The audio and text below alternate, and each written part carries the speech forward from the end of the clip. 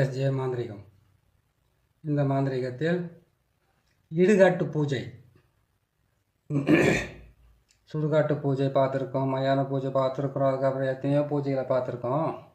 இடுகாட்டு பூஜை இது வரைக்கும் யாரும் சொல்லியிருக்க மாட்டாங்க, நீங்களும் கேள்விப்பட்டிருக்க மாட்டீங்க. இடுகாட்டில் ஒரு பிணத்தை வச்சு திருப்பி எடுத்துன்னு போகிறனுடைய விஷயம் தெரியும். அவங்க உட்காந்து மந்திரத்தை சொல்லுவாங்க, இவன் என்ன பாவமானா, இவன் என்ன புண்ணியமானான்ற பாவத்தை சொல்லிட்டு வேணுன்னா கூட அதுக்கு காசை போட்டு காசை அவங்க எடுத்துன்னு போயிடுவாங்க, பணத்தை இவங்க எடுத்துன்னு போயிட்டு புதைச்சிட்டு வந்துடுவாங்கன்றது விஷயம் தான் அவங்களுக்கு தெரியும். இடுகாட்டில் 8 வகையான அஷ்டகர்மத்தையும் செய்யலாம். 8 வகை செய்ய முடியாது, 6 வகை தான் செய்ய முடியும். வசியும் மோகனத்தை தவிர மீது எல்லாமே அந்த இடத்துல செய்து பாஸ் பண்ணிக்கலாம். இது மாந்திரிகம் தெரிஞ்சவங்க தான் செய்யணும்னு கிடையாது, மாந்திரிகம் தெரியாதவங்க கூட செய்யுது. மாந்திரிகமே தெரியாதவங்க கூட நான் சொல்கிற இந்த ரகசியத்தை கேட்டு நீங்கள் தாராளமாக செய்து உங்களுக்கு இருக்கிற பிரச்சனைகளை நீங்கள் தீர்த்துக்கலாம். ஏன்னு கேட்டிங்களேனாக்கா, ஒரு மனுஷனுக்கு எத்தனையோ தொல்லைகள், எத்தனையோ வேலைகள், எத்தனையோ பிரச்சனை, எத்தனையோ இது இருக்குது. மாந்திரிகிட்ட போக முடியல, சரி மாந்திரிகிட்ட போனீங்களா இதை செஞ்சு கொடுத்தீங்கன்னா முடியாதுன்ற வேலையே கிடையாது, அவளுக்கு கரெக்டாக முடியும். வசியத்தை தவிர, மோகனத்தை தவிர இது எல்லாமே நீங்கள் செஞ்சு பாஸ் பண்ணிக்கலாம். அந்தளவுக்கு நல்லாவும் இருக்கும், கடுமையாகவும் இருக்கும். வேலை செஞ்சாக்க ரொம்ப கொடுமையாக வேலை செய்யும். அப்பேற்பட்ட வேலை செய்கிறது இதுக்கு தேவை 6 முட்டை. எலுமிச்சை பழத்தை பொறுத்த வரைக்கும் 6 எலுமிச்சம்பழம் தேவைப்படுறதுக்கு. 6 எலுமிச்சம்பழம் 6 முட்டை இருந்தால் போதுமானது. 7 எலுமிச்சம்பழம் இருந்தாக்கா நீங்கள் 2 எலுமிச்சம்பழத்தை நீங்கள் பலி கொடுத்துட்டு 5 எலுமிச்சம்பழத்தை இந்த பொம்மையை சுற்றி வச்சு நான் போட்டிருக்கிற சக்கரத்தை போட்டு, சக்கரத்தை நான் எப்படி போட்டிருக்கிறோன்னு கேட்டிங்களேனாக்கா, முக்கோணத்தை போட்டு முக்கோணத்துக்கு மேலே பிரம்மனுடைய வட்டமும் முக்கோண வட்டமும் 2 தான் போட்டிருக்கேன். சுற்றில அந்த அந்த அந்த சக்கரத்தை நீங்கள் போட்டுக்குங்க. மஞ்சள் தூள், மஞ்சள் கிழங்கு மாவை அரைச்சி அதோடு சேர்த்து அரிசி மாவை சேர்த்து தான் நீங்கள் பொம்மை பிடிக்கணும். அதோடு சேர்ந்து தான் பாவையாவே உங்களுக்கு கரெக்டாக வேலை செய்யும். சரிங்களா? இதை நீங்கள் செய்கிறீங்க. இதை நீங்கள் செய்து முடிக்கிறது, இந்த பொம்மையை செய்துடுறீங்க. பொம்மையை செய்துட்டு என்ன செய்யணும்னு கேட்டிங்களானாக்கா, இந்த பொம்மையை செய்துட்டீங்க. குங்குமத்தை அதனுடைய வாய், கண் இது 2க்கு குங்குமம் தான் போடணும். நெஞ்சுக்கு நேரம் குங்குமம் போடலாம்.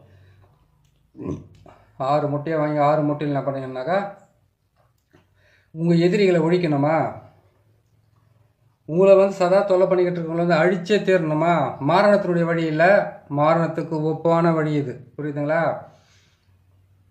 இந்த வேலையை நீங்கள் செய்கிறதுக்கு முன்னாடி கேட்டிங்கன்னாக்கா, நாளை மட்டும் கொஞ்சம் பார்த்துக்குங்க. செவ்வாய் சனி அப்படி இல்லைன்னு கேட்டிங்களானாக்கா, செவ்வாய்க்கிழமைக்கு வரக்கூடிய அமாவாசை, சனிக்கிழமைக்கு வரக்கூடிய அமாவாசை, இதை மட்டும் நீங்கள் பார்த்து செய்தாவே போதும். செவ்வாய்க்கிழமை சனிக்கிழமை அதுக்கு எந்த நாளாக இருந்தாலும் செஞ்சிடலாம். அது செவ்வாய்க்கிழமைக்கு வரக்கூடிய அமாவாசையோ இல்லை சனிக்கிழமை வரக்கூடிய அமாவாசையிலே இது செய்தீங்கன்னாக்கா, இன்னொரு அமாவாசைக்குள்ளே நீங்கள் ரிசல்ட் பார்த்துடலாம்.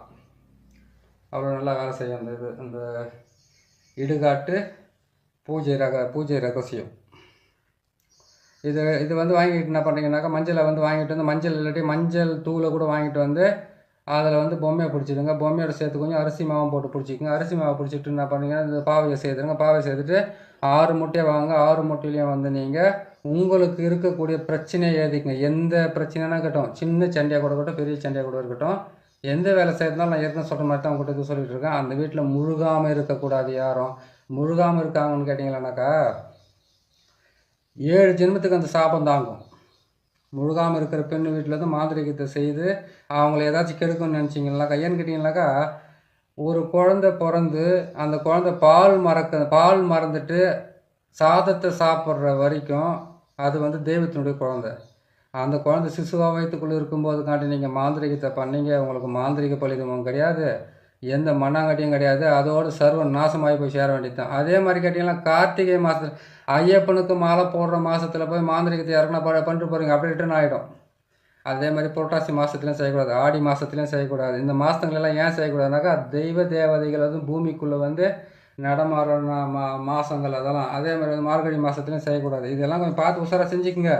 எல்லாமே தெரிஞ்சு தான் செஞ்சுக்கிட்டு வரணும். என்ன பண்ணுறது, ஒரு பிரச்சனை எல்லாத்துக்கும் இது வேணால் நல்லபடியாக நடக்குமா, அது வேணால் நல்லபடியாக நடக்குமான்ற ஒரு ஏக்கத்தோடு நீங்கள் இருப்பீங்க. தப்பு இல்லை. இருந்தாலும் கடவுள் செய்யாததை கூட காலமும் நேரமும் செய்து கொடுக்கின்ற சில விதிமுறைகள். அதனால தான் காலம், நேரம், திதி, கரணம், யோகம், நட்சத்திரம், அது என்னென்ன இருக்குதோ அது எல்லாத்தையும் சொல்லி வச்சுருக்குறாங்க. அதுக்கு தகுந்த மாதிரி நீங்களும் சொல்லி செய்துக்கிட்டு போனீங்கன்னாக்கா நல்லாயிருக்கும். மார்கழி மாதம், கார்த்திகை மாதம், ஆடி மாதம், புரட்டாசி மாதம், இந்த மாதத்துங்களை கொஞ்சம் தள்ளி வச்சுட்டு அந்த டைமில் மாந்திரிகம் செய்ய வேணாம்னு சொல்லலை. ஒருத்தர் அழிக்கிறதுக்காகவோ இல்லைன்னு கேட்டால் ஏதாச்சும் ஒன்று பண்ணிட்டீங்கன்னாக்கா, சப்போஸ் வந்து அவங்கக்காண்டி ஐயப்பனுக்கு மாலை போட்டிருந்தீங்கன்னா தர்மசாஸ்தா அவங்க மாலை போட்டுக்கிறாங்கனாக்கா அதை செஞ்சுட்டு நானே ஒரு முறை பட்டேன் அதில்.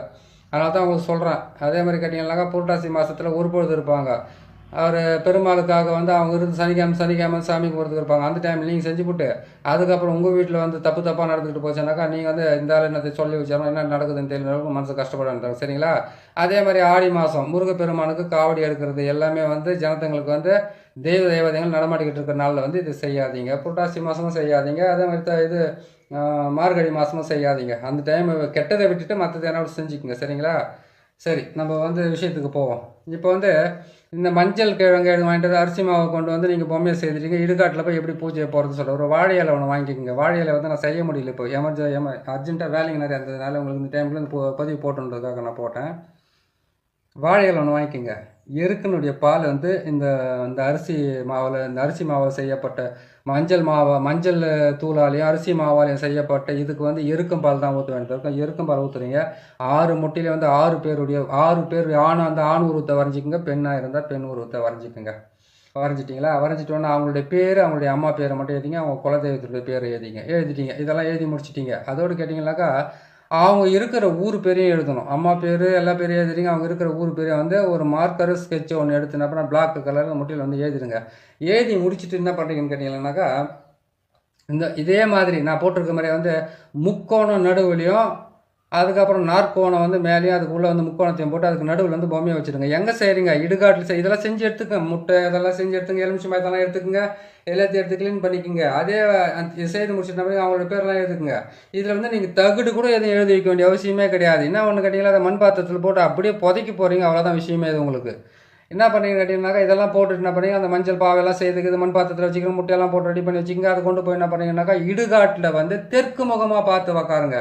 இடுகாட்டில் தான் வந்து படத்தை வைக்கிறாங்களே, தெற்கு முகமாக பார்த்து நீங்கள் உக்காந்து இது என்ன பண்ணுறீங்க கேட்டிங்கனாக்கா இதுக்கு மந்திர உபாசனையோ எதையுமே தேவையில்லை. இதை நீங்கள் வந்து தொடர்ந்து நீங்கள் செய்கிறதா இருந்தாலும் சரி ஒரே இந்த அமாவாசை செய்யுங்க, அடுத்த அமாவாசைக்குள்ளே வேலை கரெக்டாக நடத்துக்க ஆரம்பிச்சிடும். என்ன பண்ணி கற்பூரம் மட்டும் வந்து என்ன பண்ணுங்க நிறைய வாங்கிக்கோங்க. ஒரு 108 கற்பூரமாக வாங்கிக்கோங்க. பிள்ளை கற்பூரமாக அந்த சூடன்னு சொல்கிறேன் இல்லையா, அதை வாங்கிக்கோங்க. வாங்கிட்டு என்ன பண்ணிங்க அவுள் பொறி கடலை இது மட்டும் தான் வாங்கணும். நீங்கள் என்ன பண்ணுறீங்க கேட்டீங்கன்னாக்கா வாழை இலையில் வந்து இந்த பொம்மையை சேர்த்து வச்சுக்கோங்க. முட்டையெல்லாம் தனியாக எடுத்து வச்சுக்கோங்க. எடுத்துன்னு போயிட்டு நம்ம இடுகாட்டில் வச்சு இதை போட்டுட்டு நீங்கள் அந்த இடத்துல பொம்மையை வச்சுட்டு என்ன பண்ணாக்கா இது வந்து தெற்கு பக்கமாக அதை தான் பிணத்தை எடுத்துன்னு போயிட்டு தலையை வந்து தெற்கு பக்கமாக வச்சு முகத்தை வந்து வடக்கு பக்கமாக பார்க்குற மாதிரி புதைக்கிறாங்க இல்லையா, அதே வாட்டில் இதை வச்சுட்டு என்ன பண்ணீங்கன்னாக்கா உக்காந்து அந்த இடத்துல உக்காந்து இவங்களுடைய பேரெல்லாம் எழுதிட்டீங்களா. இந்த பொம்மையினுடைய இங்கே வந்து ஒரு பள்ளம் போட்டு குங்குமத்தை போட்டு வச்சுருக்கோம் பாருங்கள். இந்த பள்ளத்தில் வந்து என்ன பண்ணால் கற்பூரத்தை போடணும். இதே இந்த பள்ளம் வந்து வாய் வச்சிருக்கு இல்லையா, அந்த வாயில் வந்து கற்பூரத்தை போடணும். இந்த கண்ணாண்டை வந்து கற்பூரத்தை போடணும். இதில் வந்து என்ன பண்ணிங்களாக்கா இங்கே கற்பூரத்தை போட்டு ஒரு முட்டையை அதாவது கற்பூரத்தை நிறைய போடுங்க. நான் வந்து சின்னதாக போட்டிருக்கேன் பொம்மையை. நீங்கள் நல்லா பெருசோட போட்டுக்கோங்க. ஒரு 1/4 கிலோ மஞ்சள் தூள் வாங்கிக்கிங்க. ஒரு 1/4 கிலோ அரிசி மாவு நல்லா பெருசாக போடுங்க. பெருசாக பொம்மையை போட்டுட்டு நீங்கள் என்ன பண்ணணும்னு கேட்டிங்கன்னாக்கா நெஞ்சாண்டை வந்து ஒரு பள்ளக்குழி மாதிரி பண்ணுங்கள். அதே மாதிரி வந்து வாய் வந்து நல்லா அகலமாக பண்ணுங்கள். கண்ணுங்களை நல்லா பெருசாக பண்ணிட்டு என்ன பண்ணுன்னு கேட்டிங்கன்னாக்கா இதுக்குள்ளே கற்பூரத்தை போட்டு இந்த முட்டையை போட்டு எரிய வைக்கணும். அவங்களுடைய பேருங்களை எழுதி வச்சு அதில் வச்சு போட்டு எரிய வச்சுடுங்க. எரிய வச்சுட்டு கற்பூரத்தை போட்டுக்கிட்டே இருங்க, எரிஞ்சிக்கிட்டே இருக்க. அவங்களுக்கு என்ன நடக்கணும் ஏது நடக்கணும், உங்களுக்கு என்ன பிரச்சனை, எந்த பிரச்சனைக்காக இது செய்துக்கிட்டு இருக்கிறீங்க, உங்களுடைய பிரச்சனைகள் எல்லாம் விலகி போகணுன்றதுக்காக செய்யுங்க.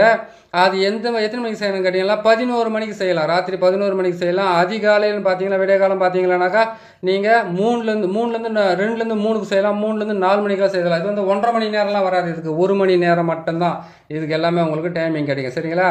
நான் சொல்கிற மாதிரி செவ்வாய்க்கிழமை சனிக்கிழமை அப்படி இல்லைன்னு கேட்டிங்கன்னாக்கா செவ்வாய்க்கிழமை வரக்கூடிய அமாவாசை சனிக்கிழமை வரக்கூடிய அமாவாசையில் இது செய்துட்டீங்க, எரிச்சிட்டிங்க. எரிச்சு முடிச்ச உடனே என்ன பண்ணாக்கா அந்த எருக்கும் பாலால் வந்து அது வந்து அந்த பொம்மைக்கு வந்து கொஞ்சம் ஊற்ற சொன்னேன் இல்லையா, இதை செய்து முடிச்சுட்டு அதுக்கப்புறம் என்ன பண்ண கேட்டிங்கனாக்கா இது வந்து ஒரு வாழை இலையில் எடுத்து மடிங்க. அப்படியே அந்த வாழை இலையில் மடித்து நீங்கள் எந்த திசையை நோக்கி அது தலையை வச்சுருந்தீங்களோ அந்த திசையை நோக்கியே நீங்கள் போயிட்டு என்ன பண்ண கேட்டிங்கனாக்கா ஒரு பள்ளம் ஒன்று தோண்டுங்க. அந்த பள்ளத்தை தோண்டி அவங்க அந்த பள்ளத்துக்குள்ளே வந்து இது எப்படி இருக்குதோ அப்படியே போட்டு அதை நீங்கள் புதைச்சிட்டு என்ன பண்ணாக்கா அந்த எருக்கும் பாலை மேலே விட்டுட்டு அங்கேருந்து வந்து என்ன பண்ணுறீங்கன்னு கேட்டிங்கனாக்கா நீங்கள் இந்த 7 எலுமிச்சம்பழத்தில் வந்து இதுக்கு வந்து நீங்கள் 4 எலுமிச்சம்பழத்தை நீங்கள் 2 எலுமிச்சம்பழத்தை பலி கொடுத்துட்டீங்க. அங்கேயே உக்காந்துட்டு இதெல்லாம் செய்து முடிச்சோன்னு எருக்கும் பாலை ஊற்றிட்டு அதுக்கு வந்து அங்கே ஒருத்தர் ஒரு பலி கொடுங்க.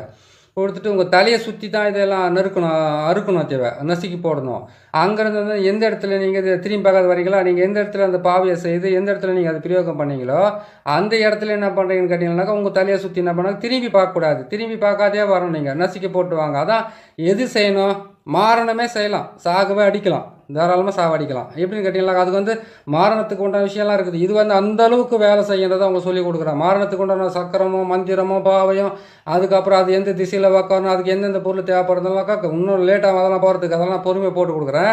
இது வந்து அந்த அளவுக்கு கொடுமையாக இருக்கும். கை காலெல்லாம் பீஸாக போகும். உடம்புக்குள்ளே வந்து ஏதாச்சும் ஒரு உறுப்புகள் துண்டிக்கப்படும். அப்போ அவ்வளோ கஷ்டமாக வேலை செய்யறதுக்கு ஆரம்பிக்கும் இந்த இடுகாட்டு பூஜை. புரியுதுங்களா?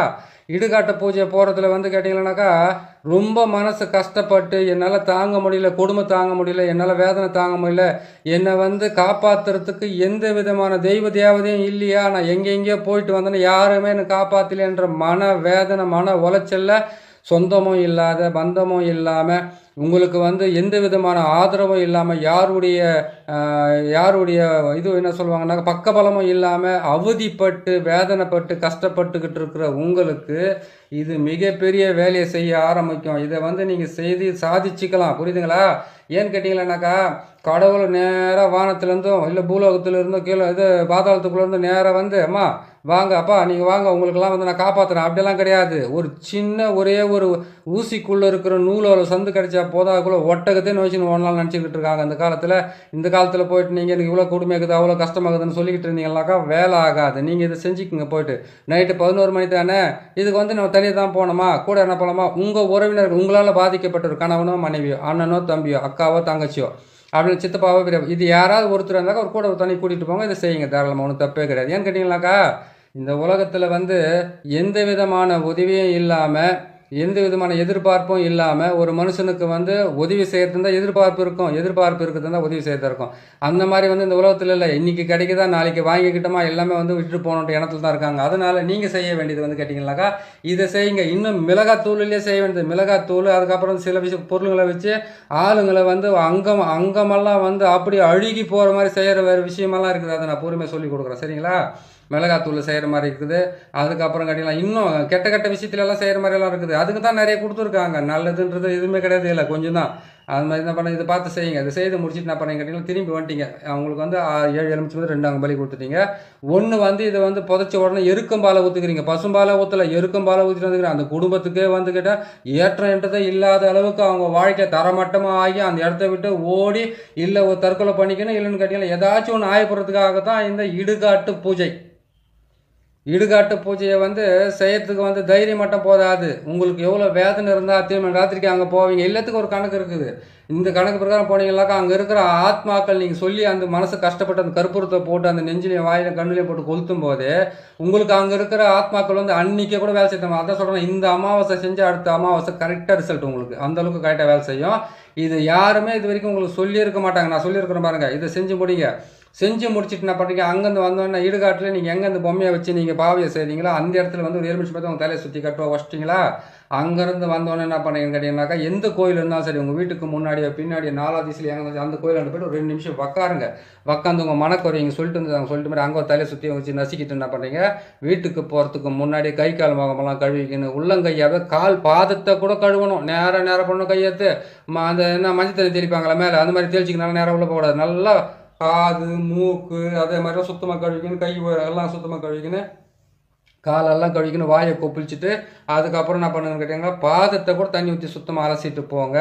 அப்படி அலசிட்டு போனீங்கன்னா அவங்களுக்கு இந்த இடுகாட்டு பூஜைன்றதுல வந்து உங்களுக்கு இடுகாட்டில் வந்து செய்கிற பூஜையை வந்து 8 நாள்லேயே உங்களுக்கு வந்து மிகப்பெரிய வெற்றியை கொடுக்கணும். நீங்கள் அது செய்துக்குங்க. ஏன்னு கேட்டிங்களானாக்கா நீங்கள் வந்து ஒவ்வொருத்தரும் வந்து ஒவ்வொருடைய நோக்கத்தில் இருப்பீங்க. உங்களுடைய முழு குறைகளும் சொல்லி சிலர்கிட்ட உங்களால் வந்து வேதனைப்பட முடியாது.